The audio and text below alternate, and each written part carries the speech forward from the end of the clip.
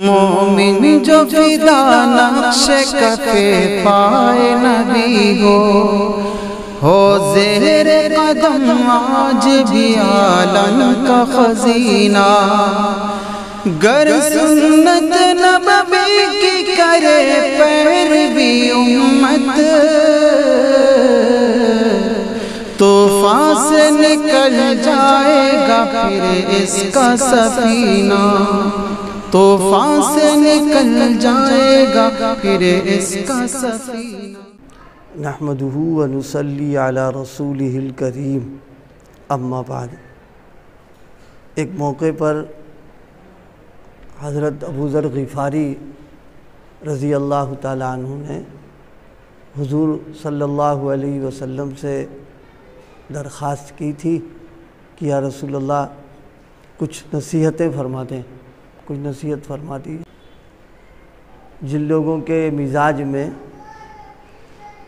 دینداری نیکی ہوتی ہے تو ان کو دین کی طلب اور دین کا تعلق اور لگاؤ بھی ہو جاتا ہے، اور اس کی وجہ سے وہ کوشش کرتے رہتے ہیں کہ دین کی باتیں ہم کو زیادہ سے زیادہ معلوم ہو جائیں۔ حضرات صحابہ کرام رضوان اللہ علیہم اجمعین میں یہ بات سب سے زیادہ تھی، حضور صلی اللہ علیہ وسلم کی صحبت اور تربیت اور تعلیم سے، کہ وہ دین میں دین کی ایک طلب پیدا ہو گئی تھی، ایک پیاس ان کے اندر تھی۔ اسی وجہ سے وہ دین کی باتوں کے سننے کے لیے، معلوم کرنے کے لیے کبھی کبھی درخواست بھی کر دیتے کہ حضور کچھ فرما دیجیے۔ تو حضرت ابو ذر غفاری رضی اللہ عنہ نے درخواست کی نصیحت کے لیے، تو آپ نے پہلی جو نصیحت ان کو فرمائی ہے وہ یہ کہ اوصیک بتقوی اللہ عز وجل فإنہ ازین لامرک کلہ۔ یہاں دو چیزیں ہیں، دو لوگ ہیں، ایک اب ہے، ایک رب ہے، صرف الف اور را کا فرق ہے، ورنہ دونوں میں اب اور رب۔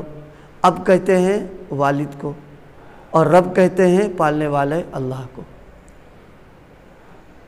ہم لوگ یہ دیکھتے ہیں کہ اگر بیٹا باپ کا کہنا مان رہا، سلیقے سے رہتا ہے، اس کے کہنے پہ چلتا ہے، اور وہ اپنے والد کو، والدین کو خوش رکھتا ہے، تو اس کا فائدہ اس کو یہ ملتا ہے، چاہے وہ پردیس میں رہے چاہے یہاں وطن میں رہے،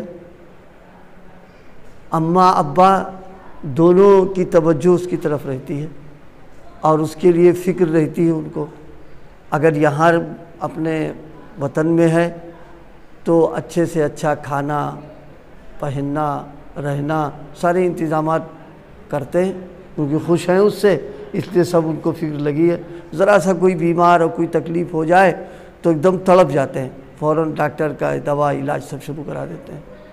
اگر کہیں باہر ہے تو پھر تو کوشش یہی رہتی ہے جیسے یہاں میرا بچہ آرام سے رہتا تو وہاں بھی رہے، اور ماں باپ کو اللہ نے اگر خوشحال بنا رکھا ہے تو بچے کو باقاعدہ فون سے کہتے بھی رہتے ہیں کوئی تکلیف مت اٹھانا، کسی پریشانی میں مت پڑنا، اچھا کھاؤ، اچھا پہنو، اچھی طرح رہنا۔ تو یہ سب کس بنیاد پر ہے؟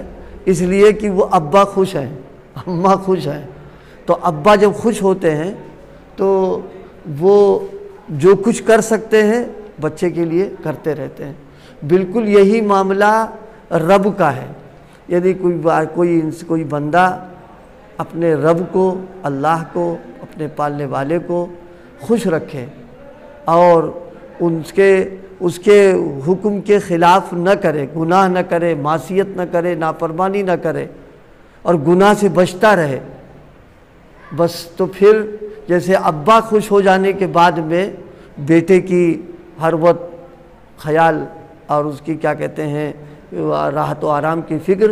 ایسے ہی رب اگر خوش ہو جاتا ہے تو وہ پھر اس بندے کے لیے بھی جو ہے ظاہر ہے اللہ کی ملکیت میں سب کچھ ہے. یہاں بھی اسی کی حکومت ہے، وہاں بھی اسی کی حکومت ہے. یہاں بھی سب اسی کا ملکیت میں ہے اور وہ بھی سب وہاں. تو فرمایا کہ بس تمہارا کام کیا ہے؟ تمہارا کام یہ ہے کہ تم تقوی سے رہو. اور عجیب معاملہ ہے، دنیا میں ہم کسی کو مزدوری یا تنخواہ جب دیتے جب وہ کام کرے. اگر کام نہ کرے تو کوئی مزدوری نہیں دے گا. لیکن اللہ تعالیٰ کا معاملہ یہ ہے کام نہ کرنے پر بھی دیتے ہیں. کرنے پر تو دیں گے، نہ کرنے پر بھی دیں گے. وہ اس طریقے پر کہ آدمی گناہ سے بچے، گناہ نہ کرے، گناہ کے کام چھوڑے. تو کچھ کر نہیں رہا، وہ چھوڑ رہا، نہیں کر رہا، فرماتے تم کو انعام دیں گے ہم اس پر. جو کتنا بڑا کریم ہے، جو نہ کرنے پر دے رہا تو کرنے پر لینے کتنا دے دے گا وہ.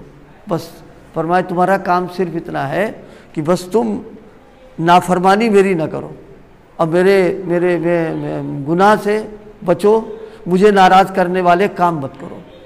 اگر یہ کرو گے تو فرمایا فَإِنَّهُ أَزْيَنُ لِأَمْرِكَ كُلِّ. حضور علیہ الصلاۃ والسلام نے سب سے پہلی جو ان کو نصیحت کی ہے حضرت ابو ذر غفاری کو، فرمایا اوصیک بتقوی اللہ عز وجل. یہ فرمایا کہ اللہ تعالیٰ میں تم کو نصیحت کرتا ہوں کہ اللہ تبارک و تعالیٰ سے ڈرو، اللہ تعالیٰ سے کا تقوی اختیار کرو. ڈرنا یا تقوی کے ساتھ رہنا صرف سامنے ہی نہ ہو، اکیلے بھی ہو. اکیلے تو آدمی بزرگی جھاڑ لیتا ہے اپنی، اور اکیلے اپنے آپ کو بہت نیک ہے، بہت وہ ہے، اور جب سامنے تو کر لیتا ہے، اکیلے ہوتا ہے تو پھر گڑبڑ شروع کر دیتا ہے. تقوی جو ہے فرمایا کہ نہیں، سامنے بھی ہو اور اکیلے بھی ہو. یعنی مجمع میں بھی ہے تو بھی تقوی متقیانہ زندگی اختیار کر لے، اور اکیلے میں ہے تو بھی متقیانہ زندگی اختیار کرے. کیونکہ جس ذات کے سے کا ہمارے دل میں ڈر ہے، خوف ہے، سامنے بھی ہے وہ، پیچھے بھی ہے وہ، مجمع میں بھی وہ ہے اور اکیلے تنہائی کے اندر بھی ہے. یہ نہیں کہ تنہائی میں ہو گئے تو اب جو موقع ملا کر بیٹھے، یہ نہیں.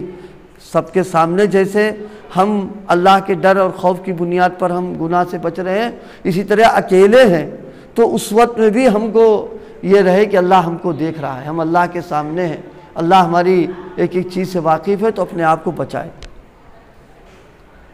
دیکھیے آج کل سمجھنے کے لیے یہ جو کیمرے چل گئے، وہاں آفسوں میں، بنگلوں میں لکھا رہتا ہے کہ آپ کیمرے کی اس میں ہیں، بس لکھا ہے، کوئی سامنے ہے نہیں. تو مارے اس کے آدمی بڑی احتیاط سے رہتا ہے، نہ کوئی بات منہ سے نکالتا ہے، نہ کوئی ایسی حرکت کرتا ہے کہ کیمرے میں ہے وہ. تو جیسے ایک کیمرے کا آدمی کو ایک وہ سوار ہوا کہ اس کی وجہ سے کچھ کر نہیں رہا. ظاہر ہے کہ اللہ پاک جو ہے وہ تو بڑی قدرت والے ہیں، بڑی عظمتوں والے ہیں. ان کا ڈر اور ان کا خوف، ان کی عظمت اگر دل میں آ جائے اور صحیح معنوں میں آ جائے، تھوڑی بھی آ جائے تو کام بن جاتا ہے انسان کا، کہ انسان پھر گناہوں سے بچنا اور گناہوں کا چھوڑنا، نافرمانی سے دور رہنا، سب اس کے لیے آسان ہوگا. اس لیے نبی علیہ الصلوۃ والسلام نے سب سے پہلی جو نصیحت فرمائی ہے، فرمائے اوصیک بتقوی اللہ عز وجل. بس ہم تقوی کی تم کو نصیحت کرتے ہیں. یہ ایک عجیب چیز ہے. اللہ پاک ہم سب کو نصیب فرما دے. جن کو یہ دولت مل گئی ان کا کام بن گیا، بس پھر تو ان کے لیے ساری وہ چیزیں جو اللہ کو ناراض کرنے والی ہیں، ان سے ایک طریقے کی نفرت، دوری، بیزاری، بے تعلقی پیدا ہو جاتی ہے اپنے آپ. تقوی کی خاصیت ہی چیز پیدا کر دے گی اس میں. فرمایا فَإِنَّهُ أَزْيَنُ لِأَمْرِكَ كُلِّ. فرمائے جب یہ چیز پیدا ہو جائے گی تو بس اللہ تعالیٰ جو ہیں تقوی کی برکت سے بس پھر تو اللہ پاک جو ہے دونوں سارے کام کو اللہ پاک بنا دے گا. اب ظاہر ہے ابا کا اختیار جہاں تک تھا، بیٹے سے جب خوش تھے تو بیٹے کو فائدہ پہنچ رہا تھا. تو ربا جب خوش ہو جائے گا تو ظاہر ہے کہ اس کا اختیار یہاں بھی ہے وہاں بھی ہے. اس کی حکومت یہاں بھی ہے وہاں بھی ہے، لہذا ایسے لوگوں کو وہ یہاں بھی نوازے گا وہاں بھی نوازے گا، کہ یہاں بھی اس کے سارے کام ہوتے رہیں گے اور وہاں بھی اس کے سارے کام ہوتے رہیں گے تقویٰ کی برکت سے۔ مشکل سے مشکل کام تقوی کی برکت سے اللہ پاک آسان کر دیتا ہے۔ جس کام کے کرنے میں دقت، رکاوٹیں اور مشکلات ہوتی ہیں، لیکن متقی آدمی جب ہے تو اس تقوی کی برکت سے اللہ ایسی غیبی انتظامات کر دیتا ہے کہ اس کو یہ ساری چیزیں آسان ہو جاتی ہیں۔ یہ سیدنا ابو ذر غفاری، حضرت ابو ذر غفاری رضی اللہ تعالیٰ عنہ کو نصیحت جو فرمائی ہے وہ گویا ہم سب لوگوں کے لیے اسی کا بھی تقوی اللہ عز و جل، کہ اللہ تعالیٰ سے تقوی کی تم کو میں نصیحت اور وصیت کرتا ہوں، ازین لفإنہ ازین لامرک کلی، سارے کام تمہارے کیا ہوں گے وہ سب بنا دے گا وہ۔ ابا خوش ہوں گے تو ان کے اختیار میں جو کچھ ہے وہ سارے کام بنیں گے، اور ربا اگر خوش ہے تو ان کے اختیار میں جو ہے وہ سارے کام بن جائیں گے، اور ان کے اختیار میں سارا ہی معاملہ ہے دنیا کا بھی اور آخرت کا بھی۔ اس لیے بھائی ہم سب لوگ چاہتے ہیں کہ یہاں بھی ہمارے کام بنتے رہیں وہاں بھی ہم بنتے رہیں، تو اس کا آسان نسخہ نبی کریم علیہ الصلوۃ نے تقویٰ فرمایا۔ اللہ پاک ہم سب کو تقوی کے ساتھ جینے کی رہنے کی توفیق عطا فرمائے۔